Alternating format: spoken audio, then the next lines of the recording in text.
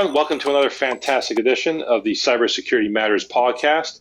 I'm your host, Dominic Vogel. Very different special today, in which my co-host, Christian, isn't in studio at all. He actually had a flat tire on the way to the recording studio, so it'll just be me on this episode. And I'm really excited with today's guest. I will be chatting with one of my dearest friends, Sharon Bauer. She's an awesome privacy professional based in Toronto, Canada. Really looking forward to having an epic conversation with her. So sit back. I'll be connecting with her shortly. Really hope you enjoy the conversation. Sharon, thank you so much for taking time out of your busy day to join me on the podcast today. Really looking forward to another awesome conversation. Thank you. It's my pleasure. Now, you and I have known each other for quite some time. I was actually thinking about it this morning. I actually can't exactly remember how long. I'm not sure if it's COVID brain affecting me, but let's just say it's been a long time. And having you on this, having you on the podcast has been a long time coming. I consider you a very dear and close friend, and I'm super excited to have a great conversation with you. And so one of the questions I just wanted to start off with, let's just refer to it even as a softball question. For so many of our viewers and listeners, they struggle with the basics when it comes to cybersecurity and privacy. For a typical small or mid-sized business owner, what does privacy mean, and why should they worry about it or care about it? Yeah, I mean, that's such an important question, and there's so many reasons why they need to care. But first and foremost, privacy is a human right?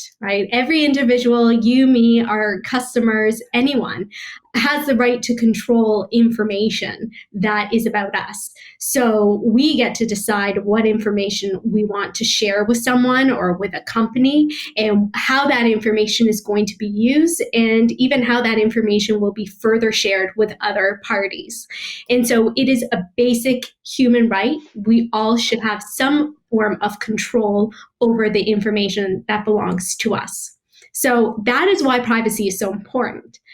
However, small and medium-sized businesses should consider privacy because it's really a legal obligation, and they need to think about compliance. I mean, I hate to think about privacy as just a compliance thing, and it's certainly not just a compliance thing, but I would imagine that most companies think about privacy first and foremost because they want to comply with their law, with their legal obligation. So in order to do so, you need to become familiar with what your legal obligation is, and then you need to be able to demonstrate that you are in fact compliant with your legal obligations. The other reason why privacy is so important, aside from compliance, is because it really does become a competitive advantage. It really affects your reputation. So being able to demonstrate to your users that you're handling their data responsibly builds a trust between you and your users or your clients, your customers. And once you build that trust, they're willing to share more information with you. And trust is such a sacred thing. And once you lose it, it's very hard to gain it again. And so being able to demonstrate that not only to regulators or to the court, but to your users that you're handling their data responsibly, it will only enhance your business. I love that. And I love that, like in that concept of trust. I think to your point there, Sharon, trust is becoming more and more important, especially with increasingly more digitized organizations. That concept, even of digital trust, is going to start becoming a more common currency. And somewhat on that theme, I know you deal with a lot of small and mid-sized organizations as well. And on the cybersecurity front, what we're seeing, especially during COVID, is that approach of being more proactive about it seems to have disappeared. I'm going to say close to probably 99% of the clients that we've onboarded during COVID have been reactive in the sense that they are dealing with ransomware or in the event of a massive cyber breach or what have you. Are you seeing privacy in that same lens, or sorry, small mid-sized businesses seeing privacy in that same lens? Are they only acting reactively, maybe after a privacy breach, or is there some go-between where they're going to try and be a bit more proactive? You know what? That's a great question. And the truth is that I would say it's half-half. You have some businesses that are under the assumption that because they're small, that they're not going to be prone to a hack or to a privacy breach. And that's probably because what they hear in the news is mostly about the big companies who have been breached. And they say, well, who's going to come after us? We're so small. What can they get from us? But unfortunately, that is so the opposite of what's happening. 43% of breaches involve small businesses. And the reason for that is because they're an easy target. They don't have the proper infrastructure. Privacy is not top of mind for them, and it's not part of their culture. So it's very easy for hackers to penetrate their systems, but it's also very easy for their own employees to inadvertently send information to the wrong person or disclose personal information that they otherwise should not have been disclosing. And that's just because there hasn't been that privacy culture embedded in the business. And the difference between the small businesses who are going to experience that breach versus a large one is that the small ones are going to be crippled if this happens to them because they don't have the same resources or revenue to bounce them right back up. It's interesting. I read somewhere that the average cost of a privacy breach for a small business is $2.5 million. That's a lot of money for a small business to handle. Now, having said that, what I am seeing, and maybe I'm seeing this because I'm a privacy professional and people are coming to me to handle their privacy matters, is there are small businesses that are thinking about privacy, and I love to see that, and especially the startups. The reason for that is a lot of the VCs are now inquiring about privacy postures before they invest because they don't want to inherit the risk. And we're also seeing a lot of small businesses wanting to launch outside of the Canadian jurisdiction and realizing that if they want to go to the EU, they must comply with the GDPR, which is extremely prescriptive. And in order to gain any clients there, their clients require them to be GDPR compliant. So small businesses are starting to think about privacy. So if I'm a average business owner, of a smaller mid-sized organization, and I've come to the conclusion I need to invest in privacy, or I want to go along that privacy journey. Now, I know, not all organizations are equal when it comes to the data that they collect, so the privacy journey that they go on may be very different. But what's that first step?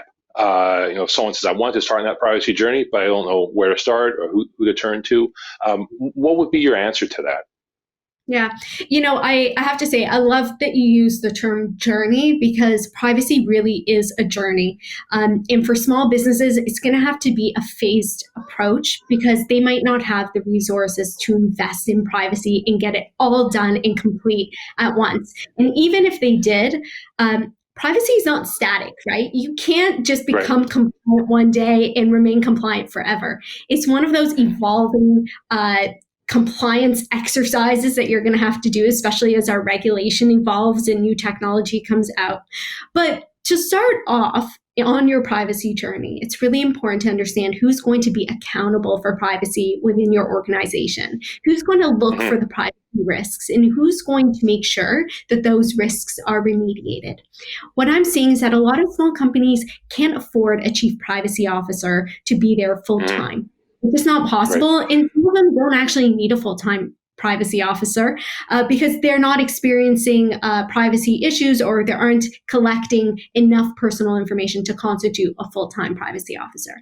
So there are a few options for you. You can see if someone within your organization can take on that role in addition to the role that they already have. But that would involve that person learning privacy, understanding what a privacy risk is, and how to remediate those risks. Sometimes that's challenging when everyone is so busy doing their own job.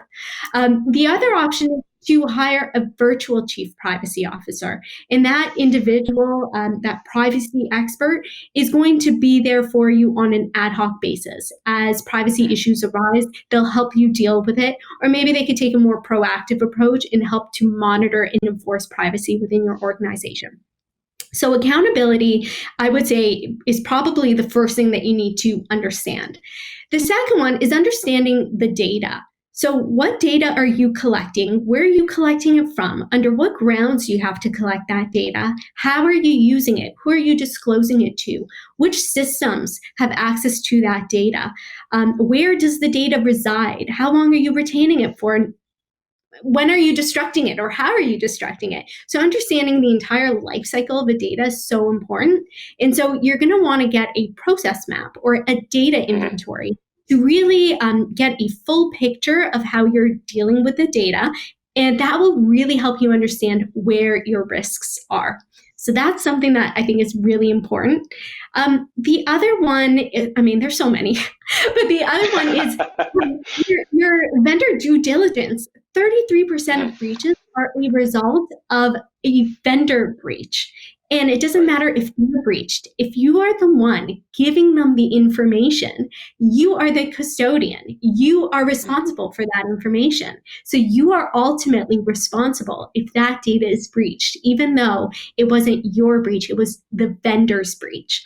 So making sure that you have proper contracts with your vendors to make sure that they have appropriate privacy practices, security practices. What will happen in the event of a breach? How are they going to protect you? Those are all things that you should have in place, because that is a huge risk. The other one I'm going to mention briefly is retention. I see small businesses retaining data forever, indefinitely. And while that might seem helpful to them because maybe one day they'll use that information, that becomes a huge risk to the organization. Fraudsters cannot get information that you do not have. The more you have, the more they can get, and therefore the greater risk it is to you. Wow, I love how you lay that out there, and I think helping people understand that it can be actionable, and breaking it down. And as we mentioned earlier, it's a journey. This isn't a matter of just upgrading to the latest version of Windows or buying a piece of technology and saying, okay, now we're all good from a privacy perspective. Very much has to be ingrained in the DNA and the fabric of the organization as the organization morphs and changes. And somewhat bring this back from maybe to a Canadian perspective. In terms of the Canadian privacy legislation, it's obviously very different than GDPR, which you mentioned earlier. The privacy regulations in Europe, very different than they are here. Do you see a point where Canadian legislation, maybe to an extension in the US as well, maybe just broader North America, where our approach to privacy and the privacy legislation matches or becomes closer to the EU, or do you think we'll stay laggards in that space? Yeah, I wish I had a crystal ball to give you an answer. So do I. But what I can tell you is what I'm hearing. And what I'm hearing is that PIPEDA needs to be reformed. And there are talks that it absolutely will be, probably in the near future, probably within the next year or so. So PIPEDA, which is our federal private sector regulation, has not been reformed in any significant way in a very long time. And in the views of many privacy professionals, it's quite outdated. And as you know, technology has changed. Our ability to collect and analyze data has significantly changed over the years and will continue to do so, but our law has remained static. And this is particularly obvious when you compare PIPEDA to the GDPR and as well as to the CCPA in California. We are starting to see provinces taking action to become more prescriptive, such as Quebec, which tabled Bill 64 and act to modernize legislative provisions. And we're also seeing a lot of similarities between the Quebec amendments to the GDPR. We're seeing some similarities there. Recently, Ontario launched a consultation for new provincial private sector privacy legislation. So that's something definitely to look out for, because currently Ontario does not have a private sector privacy legislation. And as I mentioned before, we've heard that the Office of the Privacy Commissioner of Canada is looking to reform PIPEDA. Just yesterday or a couple days ago, we heard about a possible reform to include some AI provisions within our legislation. So there's definitely some talks in place, and it would not surprise me at all to see some revisions. Do I think it's going to be as prescriptive as GDPR? No, I think it's really important that we maintain a principled approach, because by taking a principled approach, we allow for some flexibility when emerging technology comes to the forefront, and we're able to revise or to interpret legislation in a more flexible way. That's fascinating, and I know with stories like what we saw with Cadillac Fairview, I think that just keeps bringing the privacy legislation to the forefront, and the need to truly modernize it here in the country. So I always appreciate your insight, even without a crystal ball. I know we're coming to a close, but one of the things I'd love to ask you is what types of organizations should reach out to you, or if they need help with a certain topic or area, who are the best types of organizations to reach out to you? How can you help them, and how can they reach you?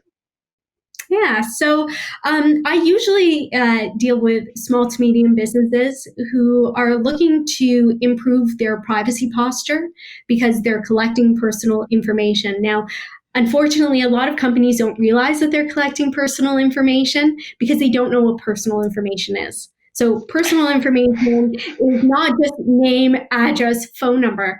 It's IP, it's geolocation, it's health information, it's credit card information, it's HR records that you collect from your employees.